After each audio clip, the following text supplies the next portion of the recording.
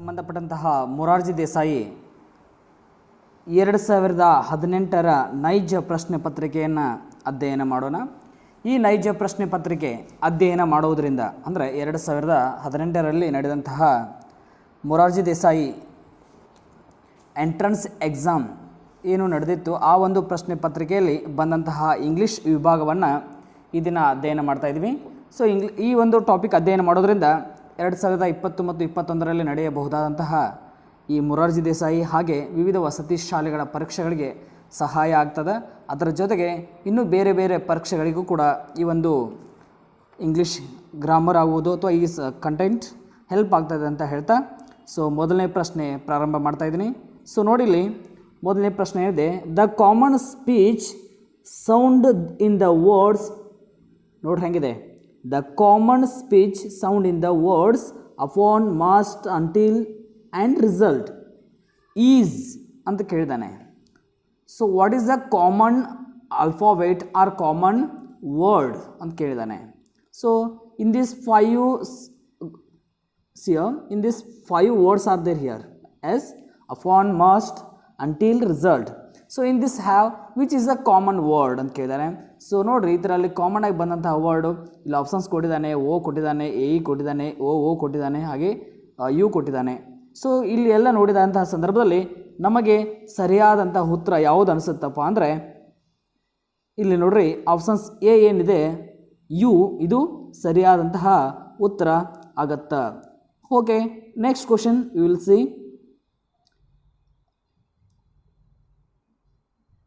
Maharshi was a sitting on dash.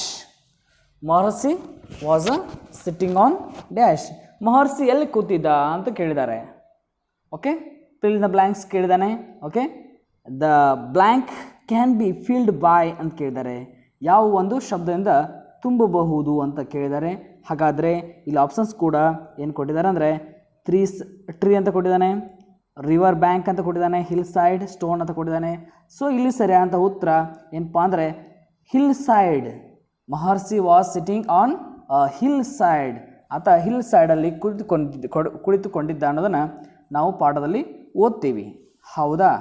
ಹಾಗೆ ಮುಂದಿನ ಒಂದು ಪ್ರಶ್ನೆ ನೋಡೋಣ. ನೋಡ್ರಿ, ಇಲ್ಲಿ ಮೂರನೆಯ ಪ್ರಶ್ನೆ ಹೇಗಿದೆ. In the poem friends the sky looks like ಅಂತ ಕೇಳ್ತಾ ಇದ್ದೇನೆ. ಅಂದರೆ ಆಕಾಶ ಹೇಗೆ ಕಾಣ್ತಾ ಇತ್ತು, ಎಲ್ಲಿ? ಫ್ರೆಂಡ್ಸ್ ಅಂತಕ್ಕಂತಹ ಪದ್ಯದಲ್ಲಿ. ಪೋಯಮ್ ಅಂದರೆ ಪದ್ಯ, ಹೌದಾ? ಫ್ರೆಂಡ್ಸ್ ಅಂತಕ್ಕಂತಹ ಪದ್ಯದಲ್ಲಿ the sky looks like how ಅಂದರೆ ಪ್ರಶ್ನೆ ಇಟ್ಟಿದ್ದಾನೆ. ಅದನ್ನು ಅವ್ರು ಏನು ಮಾಡಿದ್ದಾರೆ ಅಂದರೆ ಫಿಲ್ ಇನ್ ದ ಬ್ಲ್ಯಾಂಕ್ಸಲ್ಲಿ ಏನು ಮಾಡಿದ್ದಾರೆ ಅಂದರೆ ಪ್ರಶ್ನೆಯನ್ನು ಇಟ್ಟಿದ್ದಾರೆ. Okay, here 4 options are there. One is there, the tree, kind big smile, upon the face, grass. Like this 4 options are there. So actually here that poem's meaning is giving here. The sky looks like in this poem.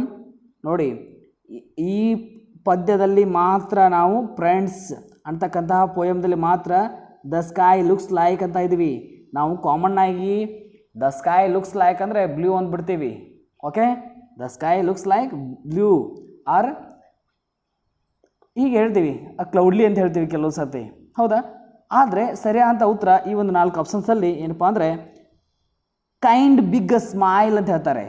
ನೋಡ್ರಿ, kind big smile, ದಯಾಳು ಒಂದು ಖುಷಿ ನಗು ಅಂತ ಕರೀತಾರೆ. ಅಂದರೆ ಇಲ್ಲಿ ಮುಗುಳು ನಗು ಅಥವಾ ಸಿಹಿಯಾದಂಥ ನಗು ಬಿಗ್ ಸ್ಮೈಲ್ ಅಂತ ಹೇಳ್ತೀವಿ, kind big smile. Okay, next questions ನೋಡ್ರಿ ಹೆಂಗಿದೆ. 4th one, the opposite of the word more ಅಂತ ಕೇಳಿದಾನೆ. ಅಂದರೆ ಮೋರ್ ಅಪೋಸಿಟ್ ವರ್ಡ್ ಏನಿದೆ ಅಂತ ಪ್ರಶ್ನೆ ಆಗಿದೆ. The opposite of the word is more is. ನೋಡ್ರಿ, the opposite of the word more is ಅಂದರೆ ಮೋರ್ ಅಂತಕ್ಕಂತಹ ಶಬ್ದದ ಏನು ವಿರುದ್ಧಾರ್ಥಕ ಪದ ಕೇಳಿದ್ದಾರೆ. ಮೋರ್ ಅಂದರೆ ನಮ್ಗೆ ಗೊತ್ತಿರಬೇಕು, ಮೋರ್ ಅಂದರೆ ಹೆಚ್ಚು. ಹಾಗಾದರೆ ಅದರ ಒಂದು ವಿರುದ್ಧ ಪದ ಕಡಿಮೆ ಅಂತೀವಿ ನಾವು, ಹೌದಾ? ಹಾಗಾದರೆ ಅದರ ವಿರುದ್ಧ ಪದ ಕಡಿಮೆ, ಹೌದಾ? ಕಡಿಮೆ ಅಂತಂದರೆ ಅದರ ವಿರುದ್ಧ ಪದ ಕಡಿಮೆ ಆದರೆ ಕಡಿಮೆ ಇಂಗ್ಲೀಷ್ನಲ್ಲಿ ಅಂತೀವಿ ಡೈರೆಕ್ಟಾಗಿ ಉತ್ತರ ಹೇಳ್ತಾ ಇದ್ದೀನಿ, ಲೆಸ್ ಅಂತ ಕರಿತೀವಿ. ಹಾಗಾದರೆ right answer is there less. So opposite word of the more, that is the answer is less. Okay, we'll go to next question. See your students.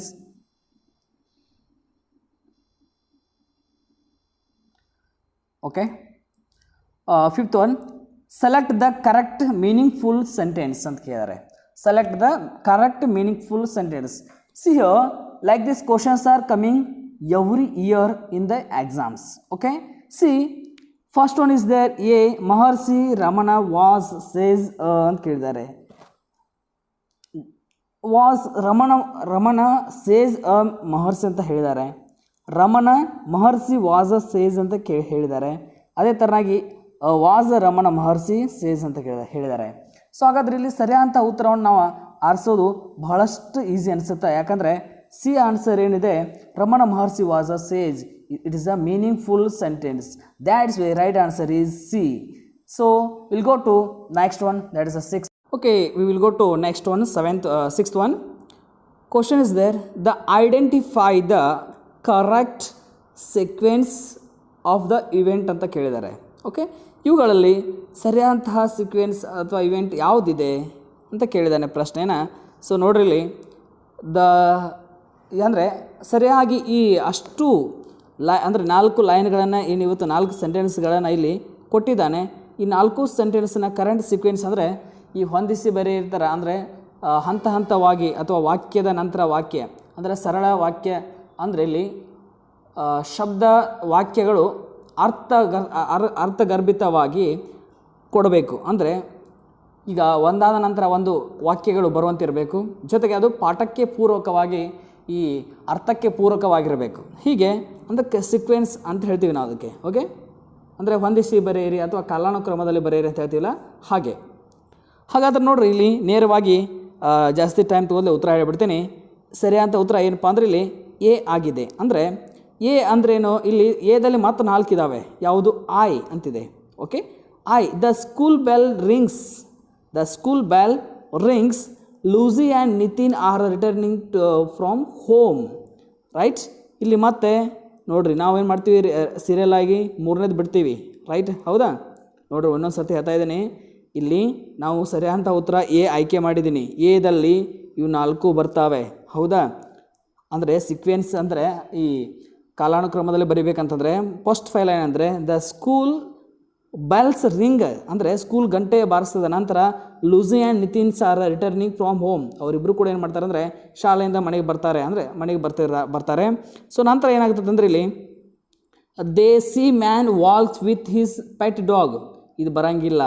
So ಇಲ್ಲಿ ಏನಾಗ್ತದೆ ಅಂದರೆ, ಸೊ ಸರಿಯಾಗಿ ಬರ್ತಕ್ಕಂಥದ್ದು ಇಲ್ಲಿ ನೋಡ್ರಿ, ಅರ್ಥ ಮಾಡ್ಕೋರಿ.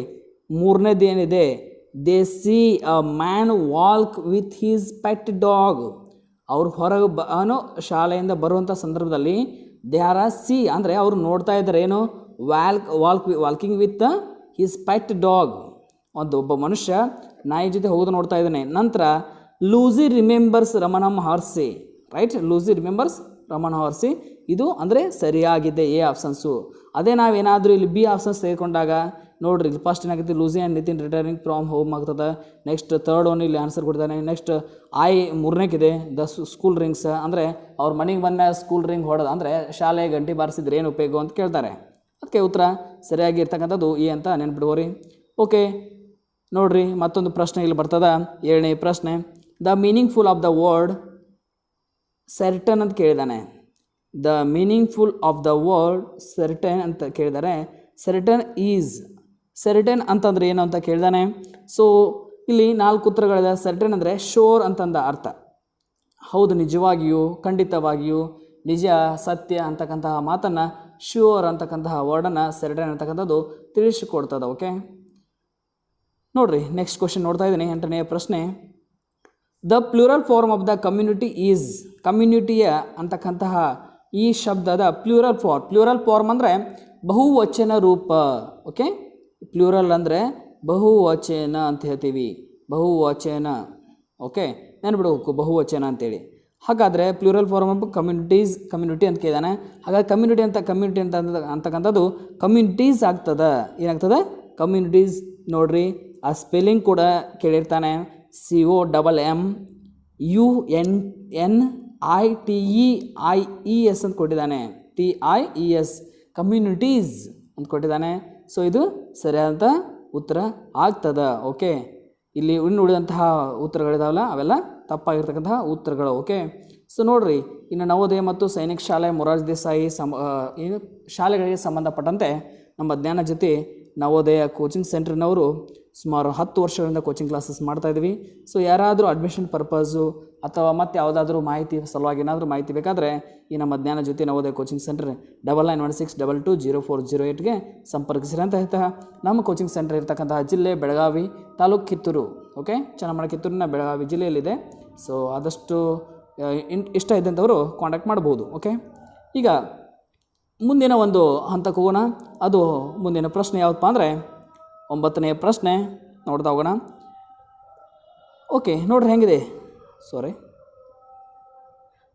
Look at the picture and identify the correct letters from the correct letters to be filled in ಅಂತ ಕೇಳಿದಾನೆ. ಓಕೆ, ಅಂದರೆ ಇಲ್ಲಿ ನೋಡ್ರಿ ಒಂದು ಚಿತ್ರ ಕೊಟ್ಟಿದ್ದಾರೆ ಅವರು. ಹೌದಾ, ಒಂದು ಚಿತ್ರ ಕೊಟ್ಟಿದ್ದಾರೆ ಅಂದರೆ ಸೂರ್ಯನ ಚಿತ್ರವನ್ನು ಕೊಟ್ಟಿದ್ದಾರೆ. ಈ ಸೂರ್ಯನ ಚಿತ್ರ ಅಂದರೆ ಸನ್ಲೈಟ್ ಅಂತೀವಿ ನಾವು, ಸೂರ್ಯನಿಂದ ಬರ್ತಕ್ಕಂಥದ್ದು. ಇಲ್ಲಿ SU ಇಲ್ಲಿ ನೋಡ್ರಿ ಹೆಂಗೆ ಉತ್ತರ ಕೊಟ್ಟಿದ್ದಾನೆ, SUNL. ಓಕೆ, ಹೌದಾ, ಇಲ್ಲಿ IGH ಮತ್ತು ಇಲ್ಲಿ T ಕೊಟ್ಟಿದ್ದಾನೆ. ಅಂದರೆ ಈ ಒಂದು ಬಿಟ್ಟ ಸ್ಥಳ ತುಂಬ್ರಿ ಅನ್ನಂಗಿದು. ಒಂದು ಅವ್ರ ಅರ್ಧ ಅಕ್ಷರ ಕೆಲವು ಅಕ್ಷರನ ಅವ್ರು ಕೊಡ್ತಾರೆ, ಇನ್ನು ಉಳಿದಂಥ ಅಕ್ಷರಗಳನ್ನ ನೀವು ಕೊಡ್ರಿ ಅಂತ ಅವರು ಹೇಳಿದಂತಹ ಅಂಶ ಇಲ್ಲಿ ವ್ಯಕ್ತವಾಗೋದನ್ನು ನಾವು ಕಾಣ್ತೇವೆ. ಓಕೆ, ಇಲ್ಲಿ ನೋಡ್ರಿ ಮುಂದಿನ ಒಂದು ಪ್ರಶ್ನೆ. Under the relationship of doctor Abdul Kalam. Okay, under the relationship of Dr. Abdul Kalam, India's missile program ಅಂತ ಕೊಟ್ಟಿದ್ದಾನೆ, ಪ್ರೋಗ್ರಾಮ್ ವೆಲ್ ಅಂತ ಕೊಟ್ಟಿದ್ದಾನೆ. ಇಲ್ಲಿ the correct verb from to be filled the blanks ಅಂತ ಕೊಟ್ಟಿದ್ದಾನೆ. ಅಂದರೆ ಇಲ್ಲಿ ಅಂಡರ್ಲೈನ್ ಏನು ಮಾಡಿದ್ದಾರೆ, ಹೌದಾ, ಇಲ್ಲಿ ಯಾವುದಕ್ಕೆ ಮಾಡಿ ಅಂಡರ್ ದ ರಿಲೇಷನ್ಶಿಪ್ ಅಂದರೆ ಇವರ ಒಂದು ಅಂಡರ್ದಲ್ಲಿ ಲೀಡರ್ಶಿಪ್ ಇರ್ತಕ್ಕಂಥದ್ದು ಡಾಕ್ಟರ್ ಅಬ್ದುಲ್ ಕಲಾಂ ಅವರ ಒಂದು ಇಂಡಿಯನ್ ಮಿಷಲ್ ಪ್ರೋಗ್ರಾಮಲ್ಲಿ ಏನು ಕೊಟ್ಟಿದ್ದಾರೆ ಅಂತ ಕೇಳಿದ್ದಾರೆ. ಸೊ ಇಲ್ಲಿ ಸರಿಯಾದ ಉತ್ತರ ಏನಪ್ಪ ಅಂದರೆ ಇವರ ಒಂದು ಅಧೀನದಲ್ಲಿ under the relationship Abdul Kalam ಸರಲ್ಲಿ ಇಲ್ಲಿ ಇಂಡಿಯಾಸ್ ಮಿಷಲ್ ಏನಾಗಿದೆ ಅಂತ ಕೇಳಿದ್ದಾರೆ. The correct verb from the to be filled the blanks ಅಂತ ಕೇಳಿದ್ದಾರೆ. ಹಾಗಾದರೆ ಇಲ್ಲಿ ನೋಡ್ರಿ ಸರಿಯಾದ ಉತ್ತರ ಡೆವಲಪ್ಡ್ ಅಂತಕ್ಕಂಥದ್ದು ಸರಿಯಾಗಿದೆ. ಯಾಕಂದರೆ ಇಲ್ಲಿ ನೋಡ್ರಿ ಬಿ ಆನ್ಸರು ಡೆವಲಪ್ಮೆಂಟು ಬರೋಂಗಿಲ್ಲ, ಡೆವಲಪ್ಸು ಬರೋಂಗಿಲ್ಲ, ಡೆವಲಪ್ಮೆಂಟಲ್, ಹೌದಾ, ಡೆವಲಪ್ಮೆಂಟಲ್ ಅದು ಕೂಡ ಬರೋಂಗಿಲ್ಲ. ಡೆವಲಪ್ಡ್ ಅಂದರೆ ಇವರ ಒಂದು ಅಧೀನದಲ್ಲಿ, ಇವರ ಲೀಡರ್ಶಿಪ್ದಲ್ಲಿ, under the leadership of Abdul Kalam's India's missile programme is developed his period. ಅಂದರೆ ಡೆವಲಪ್ ಅಂತಕ್ಕಂಥದ್ದು ಸರಿಯಾದಂತಹ ಉತ್ತರ ಅನ್ನೋದು ನೆನಪಿಟ್ಕೋರಿ. ಓಕೆ, ಮುಂದಿನ ಪ್ರಶ್ನೆ ನೋಡ್ತಾ ಇದ್ದೀನಿ. ಓಕೆ, ಹೇಗಿದೆ ನೋಡ್ರಿ ಪ್ರಶ್ನೆ. A, will you come to school? B, yes we will get some medicine and then, not them, it is a then. Okay, ಇಲ್ಲಿ ದೆನ್ ಡ್ಯಾಶ್ ಅಂತಿದೆ. ಹಾಗಾದರೆ ಈ ಒಂದು ಪಿಲ್ನ ಬ್ಲ್ಯಾಂಕ್ಸಲ್ಲಿ ಏನು ತುಂಬ್ತೀರಾ ಅಂದರೆ ಏ ಹೇಳ್ತಾನೆ will you come to school? B, yes will get some medicine and then ಮತ್ತೆ ಏನು ಮಾಡ್ತಾ ಇದ್ದಾನೆ ಅವ ಅಂತ ಕೇಳ್ತಾ ಇದ್ದಾರೆ ಇಲ್ಲಿ. ಹಾಗಾದರೆ the come to hospital, come to school, come to home, coming back ಅಂತ ಕೇಳಿದಾನೆ. ಹೌದಾ, ಇವೇನು ಕೇಳಿದಾನೆ ಇಲ್ಲಿ? Will you come to school ಅಂತ ಕೇಳಿದಾನೆ. ಅದು ಇವೇನು ಹೇಳ್ತಾ ಇದ್ದಾನೆ? Yes will get some medicine then come to school. ಹೌದಾ, ಈತ ಏನು ಮಾಡ್ತಾ ಇದ್ದಾನೆ? ಫಸ್ಟು ಕೆಲವೊಂದಷ್ಟು ಮೆಡಿಸಿನ್ ತರ್ತಾನೆ, ಅನಂತರ ಸ್ಕೂಲ್ಗೆ ಬರ್ತೇನೆ ಅಂತ ಹೇಳ್ತೇನೆ. ಅಂದರೆ ಇಲ್ಲಿ come to school, coming back, coming to hospital, coming to home ಅವೆಲ್ಲ ತಪ್ಪಿದ್ದಾವೆ. ಬಿ ಉತ್ತರ ಸರಿಯಾಗಿದೆ, ನೋಡ್ಕೊಳ್ಳಿ. ಇನ್ನು Raju's father and dash went to the market. Raju's father and dash went to the market. The other gender of the underlined word is ಅಂತ ಕೇಳಿದ್ದಾರೆ. ಅಂದರೆ ನೋಡ್ರಿ, father and dash went to the market. Okay, ಹೌದಾ? Father ಮತ್ತು ಯಾರೋ ಒಬ್ಬರು ಹೋಗಿದ್ದಾರೆ. ಇಲ್ಲೇನು ಪ್ರಶ್ನೆ ಇದೆ? To the here other gender. ನೋಡ್ರಿ ಹೆಂಗಿದೆ, other gender of the underlined words is. ಇಲ್ಲಿ ಫಾದರ್ ಅಂತಕ್ಕಂತಹ ಶಬ್ದದ ಏನು ಜೆಂಡರ್ ಬೇರೆ ಕೇಳಿದ್ದಾರೆ. ಅಂದರೆ ಅದರದ opposite gender and the gender change. Gender ಅಂದರೆ ಇಲ್ಲಿ ಲಿಂಗವನ್ನು ಬದಲಿಸಿ ಈ ಒಂದು ಫಿಲ್ ಇನ್ ದ ಬ್ಲ್ಯಾಂಕ್ಸಲ್ಲಿ ನೋಡ್ರಿ, ಫಾದರ್ ಅಂತಕ್ಕಂತಹ ಜೆಂಡರ್ ಚೇಂಜ್ ಮಾಡಿ ಫಿಲ್ ಇನ್ ದ ಬ್ಲ್ಯಾಂಕ್ಸಲ್ಲಿ ತುಂಬ್ರಿ ಅಂತ ಹೇಳಿದ್ದಾನೆ. ಹಾಗಾದರೆ ಫಾದರ್ ಜೆಂಡರ್ದು ಏನಾಗ್ತದ? ಸನ್ ಆಗ್ತದೋ, ಡಾಕ್ಟರ್ ಆಗ್ತದೋ, ಬ್ರದರ್ ಆಗ್ತದೋ, ಮದರ್ ಆಗ್ತದೋ? So right answer mother. ಹಾಗಾದರೆ father and mother went to the market. ಹೌದಾ? ಸರಿ ಅಂತ ಉತ್ತರ ಡಿ ಆಗ್ತದ. ಓಕೆ, ನೋಡ್ರಿ ಮತ್ತೊಂದು ಕ್ವಶನ್ ಇಲ್ಲಿ. ಓಕೆ, ಸೊ ಇದು ಫೋಯಮ್ ಇದೆ. ಸ್ವಲ್ಪ ಡೈರೆಕ್ಟಾಗಿ ಉತ್ತರ ಹೇಳಿಬಿಡ್ತೀನಿ. ಇದನ್ನು ಸ್ವಲ್ಪ ನೋಡ್ಕೊಂಬಿಡಿ, ಜಾಸ್ತಿ ಎಕ್ಸ್ಪ್ಲನೇಷನ್ ಮಾಡೋಕೆ ಹೋಗಂಗಿಲ್ಲ. ಇಲ್ಲಿ ಸರಿಯಾದ ಉತ್ತರ ಕ್ರೀಮ್ ಬರ್ತದ. ಯಾಕಂತಂದರೆ the cow gives us cream ನಮಗೆ ಕೊಡ್ತಾ ಇದೆ ಅಂತ ಡೈರೆಕ್ಟಾಗಿ ಉತ್ತರ ಹೇಳ್ತೀನಿ. ಯಾಕಂದರೆ ಜಾಸ್ತಿ ಇದು ಟೈಮ್ ತೊಗೊಳ್ತಾ ಇದನ್ನು ಬಿಡ್ತಾ ಇದ್ದೀನಿ. ಓಕೆ, ಸರಿಯಾದ ಉತ್ತರ ಇಲ್ಲಿ the cows gives us cream. Okay, cows gives us milk also as well as cream also. Okay, because it does not give red, hard, white. Okay, it will give us cream. Next, ಮುಂದಿನ ಪ್ರಶ್ನೆ ನೋಡ್ರಿ, 14ನೇ ಪ್ರಶ್ನೆ ಹೆಂಗಿದೆ? I poked the rat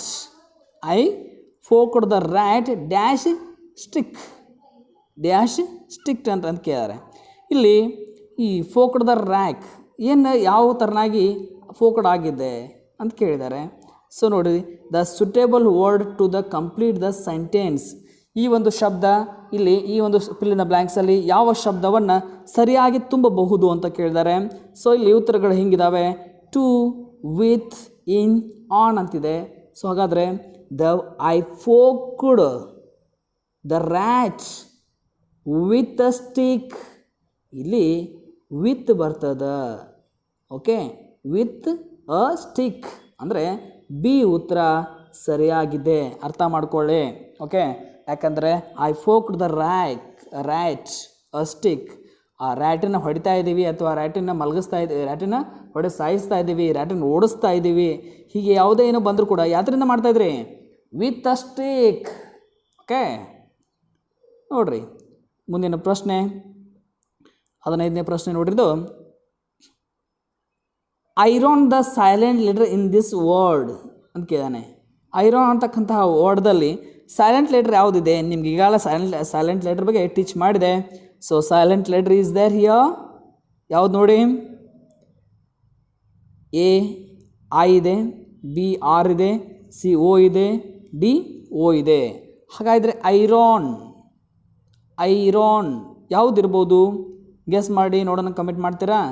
ಇದೊಂದು ವರ್ಡನ್ನು ನಿಮಗೆ ಬಿಡ್ತೀನಿ, ಯಾಕಂದರೆ ಎಲ್ಲವನ್ನೂ ಕೂಡ ನಾವು ಹೇಳೋದಂದ್ರೆ ತಮಗೆ ಕೆಲಸ ಹತ್ತೋದಿಲ್ಲ. So what is the iron silent letter in this word? ಯಾಕಂದ್ರೆ ಭಾಳಷ್ಟು easy. First standard second standard ಮಕ್ಕಳಿಗೆ ಈ ಪ್ರಶ್ನೆ ಬರ್ತದೆ, ಅಷ್ಟೊಂದು ಈಸಿ ಇದೆ. ಅಂದರೆ ಇನ್ನು ಮತ್ತೊಮ್ಮೆ ಹೇಳ್ತಾ ಇದ್ದೀನಿ ಕೇಳಿ. ಕನ್ನಡದಲ್ಲಿ ಐರಾನ್ ಅಂತಕ್ಕಂತಹ ಶಬ್ದದಲ್ಲಿ ಯಾವುದು ಸೈಲೆಂಟ್ ಲೆಟರ್ ಇದೆ ಅಂತ ಕೇಳಿದ್ದಾನೆ. ಸೊ ನೋಡಿದರೆ ಗೊತ್ತಾಗ್ತದೆ ನಿಮಗೆ ಉತ್ತರ ಇಲ್ಲಿ. ಆದರೂ ಪರವಾಗಿಲ್ಲ, ನೀವು ಕಮೆಂಟ್ ಮಾಡಿ ಇದಕ್ಕೆ ಉತ್ತರ. Okay, so we will go to next one. ಅಂದರೆ 16th ಒನ್ ನೋಡೋಣ.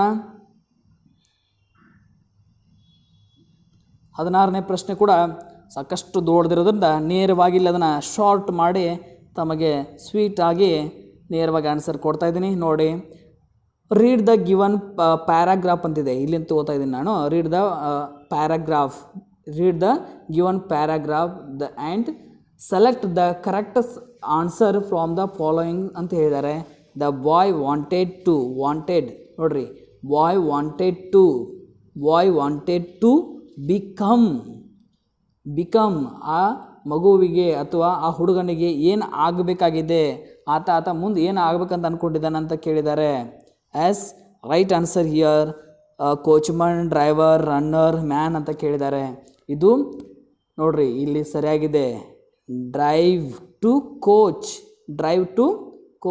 How nice it is to drive to coach ಅಂತಿದೆ. ಹೌದಾ? ಇಲ್ಲಿ ವಿದ್ಯಾರ್ಥಿಗೆ ಏನು ಆಗ್ಬೇಕಂತ ಆಸೆ ಇದೆ ಅಥವಾ ಬಾಯ್ಗೆ ಏನು ಆಗ್ಬೇಕಂತ ಆಸೆ ಇದೆ ಅಂತ ಕೇಳಿದಂಥ ಸಂದರ್ಭದಲ್ಲಿ ಆತನಿಗೆ ಕೋಚ್ಮನ್ ಆಗ್ಬೇಕಂತ ಆಸೆ ಇರ್ತದೆ ಅನ್ನೋದನ್ನು ಈ ಒಂದು ಸೆಂಟೆನ್ಸಲ್ಲಿ ನಾವು ನೋಡ್ತೀವಿ. ಯಾಕಂದರೆ ಇದನ್ನಷ್ಟು ಡೀಟೇಲ್ಸಾಗಿ ಓದ್ತಾ ಹೋದಂಗೆ ಸಮಯ ಕೂಡ ನಮ್ಮದು ವ್ಯರ್ಥ ಆಗ್ತದೆ. ನೀವು ಈಗ ಕಾಲಿದ್ದರೆ ಇದ್ರ ಕಡೆ ಲಕ್ಷ ಕೊಡ್ರಿ. ಓಕೆ, ಮುಂದಿನ ಒಂದು ಪ್ರಶ್ನೆ ಹೇಳ್ತಾ ಇದ್ದೀನಿ. ಇಲ್ಲಿ ನೋಡ್ರಿ 17ನೇ ಪ್ರಶ್ನೆ. BBOAMO. ಹೌದಾ? ಇಲ್ಲಿ ಏನು ರೀ ಇದು BBO? BBOAMO ಅಂತ ಕೊಟ್ಟಿದ್ದಾನೆ. ಹಿಂಗಂದ್ರೆ ಏನಪ್ಪ, ಏನೋ ತಿಳ್ಕೊತೀವಿ. ಆದರೆ ಇಲ್ಲಿ ಕೆಳಗಡೆ ಇರ್ತಕ್ಕಂಥ ಲೈನ್ ಓದ್ರಿ. ದ ಮೀನಿಂಗ್ಫುಲ್ ವರ್ಡ್ ಫಾರ್ಮ್ಡ್ ಬಾಯ್ ನೋಡ್ರಿ ಹೆಂಗಿದೆ ಇಲ್ಲಿ. ಹೌದಾ? ಬಾಯ್ ರೀಅರೇಂಜಿಂಗ್ ನೋಡ್ರಿ ಹೆಂಗಿದೆ ಇಲ್ಲಿ. ರೀಅರೇಂಜಿಂಗ್ ದಿಸ್ ಲೆಟರ್ಸ್ ಅಂತ ಕೇಳನೆ. ರೀಅರೇಂಜ್ ಅಂದರೆ ಮತ್ತೆ ಅವುಗಳನ್ನು ಸರಿಪಡಿಸಿ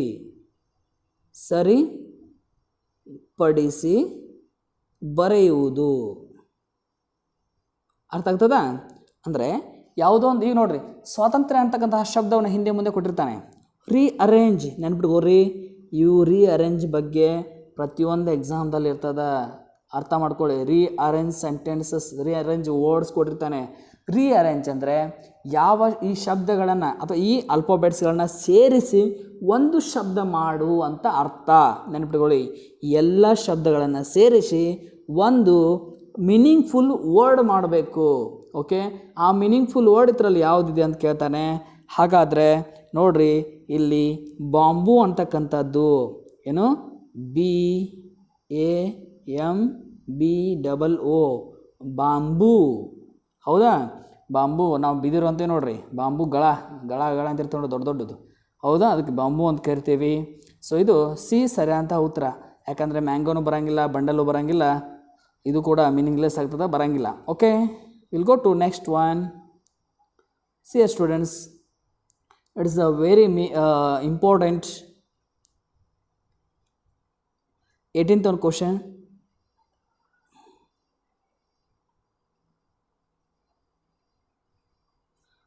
The correct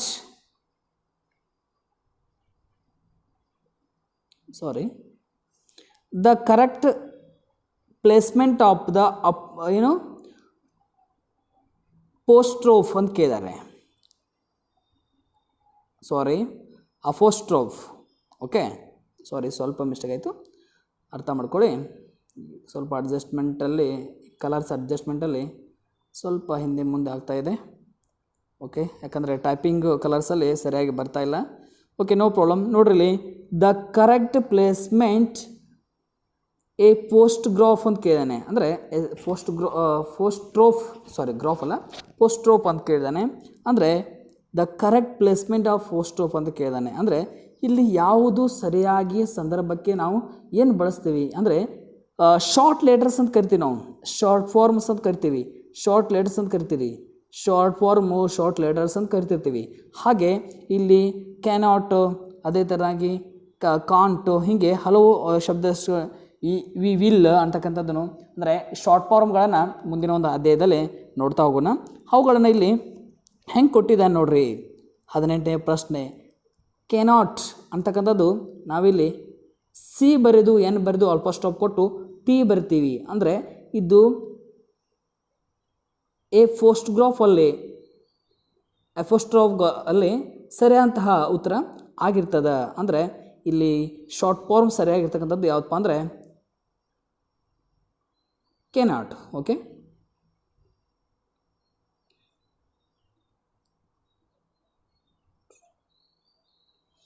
ಓಕೆ ಈ ಥರ ನೋಡಿರಿ ಇಲ್ಲಿ ದ ಪ್ಲೇಸ್ಮೆಂಟ್ ಆಫ್ ಫೋಸ್ಟ್ರೋಪಲ್ಲಿ ಕೆನಾಟ್ ಹೆಂಗೆ ಕೇಳ್ಯಾನಂದರೆ ಇದರ ತರಾಣೆ ಮತ್ತೊಂದು ಏನಾದರೂ ಕೊಟ್ಟು CAT.N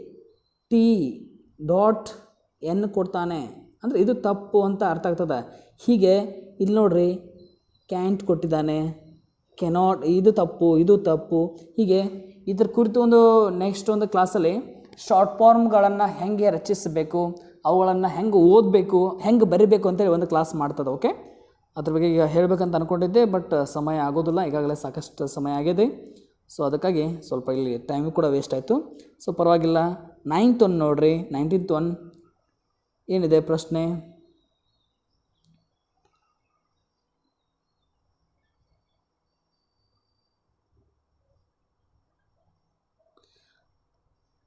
ನೋಡ್ರಿ ಪ್ರಶ್ನೆ. Cow moos sheep dash. ಪ್ರಶ್ನೆ ಕೌ ಮೂಸ್ ಡ್ಯಾಶ್ ಇನ್ನು ಸೀಪ್ ಡ್ಯಾಶ್ ಅಂತ ಕೊಟ್ಟಿದ್ದಾನೆ. ಓಕೆ, ಹಾಗಾದರೆ ಕೌ ಏನು ಮಾಡ್ತಾಯಿದ್ರೆ ಮೂಸ್ ಅಂತ ಇದೆ, ಸೀಪ್ ಏನು ಮಾಡ್ತದೆ ಅಂತ ಕೇಳಿದ್ದಾರೆ. ಅಂದರೆ ಅದರ ಕೌ ಸೌಂಡ ಮೂಸ್ ಅಂತ ಸೌಂಡ್ ಅದು, ಹೌದಾ? ಅದೇ ಥರ ಇಲ್ಲಿ ಸೀಪ್ ಯಾವ ಥರ ಸೌಂಡ್ ಮಾಡ್ತದೆ ಅಂತ ಕೇಳಿದಾನೆ. ಸೀಪ್ ಸೌಂಡ್ ಹೆಂಗಿದೆ ಅಂತ ಕೇಳಿದಾನೆ. ನೋಡ್ರಿ, ಮ್ಯೂಸ್ ಅಂದರೆ ಬೆಕ್ ಬರ್ತದೆ. ಅದೇ ಥರ ಇಲ್ಲಿ ಡ್ರೀ ಕೂಡ ಟ್ರಂಪೇಟ್ಸ್ ಅದು ಬರೋಂಗಿಲ್ಲ. ಸೊ ಬಾರ್ಕ್ಸ್ ಅಂದರೆ ಇದು ನಾಯಿ ಬರ್ತದೆ. ಇದು ನೋಡ್ರಿ ಬ್ಲೇಡ್ಸ್ ಅಂತ ಬರ್ತದೆ, ಹೌದಾ? ಬ್ಲೇಡ್ಸ್ ಅಂದರೆ ಈ ಸೌಂಡು BLEATS ಬ್ಲೇಡ್ಸ್ ಅಂತಕ್ಕಂಥದ್ದು ಈ ಸೀಪ್ ಸೌಂಡು ಆಗಿರ್ತದೆ. ಓಕೆ, ಅವು ಯಾವ ಥರ ಒದರ್ತಾವೆ ನೋಡ್ರಿ, ಈಗೆಲ್ಲ ಒದರ್ತಾ ಕೂಡಬೇಡ್ರಿ ಮತ್ತೆ. ಸೊ ಸ್ಟಡಿ ಕಡೆ ಗಮನ ಇರಲಿ. ಸೊ ನೋಡ್ರಿ 20ನೇ ಪ್ರಶ್ನೆ. Mohsin Khan from Madhya Pradesh. Mohsin Khan from Madhya Pradesh received the award for saving old man from the railway accident. ನೋಡಿ ಹೆಂಗಿದೆ ಇಲ್ಲಿ. Mohsin Khan from Madhya Pradesh received award for the saving an old man from railway accident. ಅಂದರೆ ಈ ಮೊಹಸಿನ್ ಖಾನ್ ಅನ್ನೋಂಥವು ರೈಲ್ವೆ ಆಕ್ಸಿಡೆಂಟಲ್ಲಿ ಒಬ್ಬ ಮನುಷ್ಯನನ್ನು, ಅಂದರೆ ಓಲ್ಡ್ ಮನುಷ್ಯ ಅಂದರೆ ವೃದ್ಧ ಮನುಷ್ಯನನ್ನು ಅಥವಾ ವಯಸ್ಸಾಂತಹ ವ್ಯಕ್ತಿಯನ್ನು ರಕ್ಷಣೆ ಮಾಡಿದ್ರಿಂದ ಇವನಿಗೆ ಅವಾರ್ಡ್ ಕೊಡ್ತಾರೆ ಅಂತ ಹೇಳಿದ್ದಾನೆ. ಸೊ ಇಲ್ಲೇನು ಇದೆ ಅಂತಂದರೆ ಮೀನಿಂಗ್ ನೋಡ್ರಿ, this gives the message to, ಅಂದರೆ ಈ ಸೆಂಟೆನ್ಸ್ ಏನು ಮೆಸೇಜ್ ಕೊಡ್ತಾ ಇದೆ, ಏನು ಸಂದೇಶವನ್ನು ಸಮಾಜಕ್ಕೆ, ಓದುತ್ತಿರುವವರಿಗೆ, ನೋಡುತ್ತಿರುವವರಿಗೆ, ಸಮಾಜದಲ್ಲಿ ಅಡ್ಡಾಡ್ತಿರ್ತಕ್ಕಂತಹ ಖಾಲಿ ಪೀಡಿ ಹರಿಗಾಡ್ತಿರ್ತಕ್ಕಂತಹ ವ್ಯಕ್ತಿಗಳಿಗೆ ಏನು ಮೆಸೇಜ್ ಕೊಡ್ತದ. ಅಥವಾ ಇವತ್ತು ನಮ್ಮ ಮುಂದೆ ಎಷ್ಟೋ ಜನ ಆಕ್ಸಿಡೆಂಟ್ಗಳಾಗಿ ರೋಡಲ್ಲಿ ಬಿದ್ದಿರ್ತಾರೆ, ಅವುಗಳನ್ನು ನಾವು ರಕ್ಷಣೆ ಮಾಡೋಂಗಿಲ್ಲ. ಸೊ ಅಂಥ ಪರಿಸ್ಥಿತಿಯಲ್ಲಿ ಈ ಮೆಸೇಜ್ ಏನು ಕೊಡ್ತದ ಅಂತ ಕೇಳಿದಾನೆ.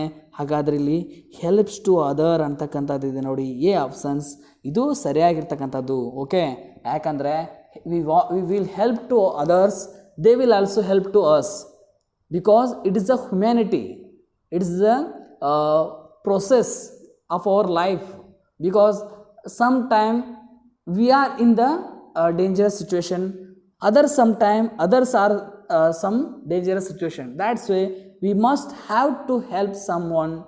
So sometime we must have to expect someone. ಹೌದು, ಬೇರೆಯವ್ರ ಕಡೆ ನಾವು ಈ ಸಹಾಯವನ್ನು ಎಕ್ಸ್ಪೆಕ್ಟ್ ಮಾಡಬೇಕು, ಮತ್ತೊಬ್ಬರು ಕೂಡ ಸಹಾಯವನ್ನು ಮಾಡಬೇಕು, ಜೊತೆಗೆ ಪಡಿಬೇಕು ಅಂತ ಹೇಳ್ತಾ ಇವತ್ತಿನ ಒಂದು ಕ್ಲಾಸನ್ನು ಮುಗಿಸ್ತಾ ಇದ್ದೀನಿ. ಮತ್ತು ಮುಂದಿನ ತರಗತಿಯಲ್ಲಿ ಇಂಗ್ಲೀಷ್ ಗ್ರಾಮರ್ಗೆ ಸಂಬಂಧಪಟ್ಟಂತಹ ಕೆಲವೊಂದಿಷ್ಟು ಕ್ಲಾಸ್ಗಳನ್ನು ಕೂಡ ಮಾಡ್ತೀನಿ ಅಂತ ಹೇಳ್ತಾ ಕ್ಲಾಸ್ ಮುಗಿಸ್ತೇನೆ. Thank you, bye.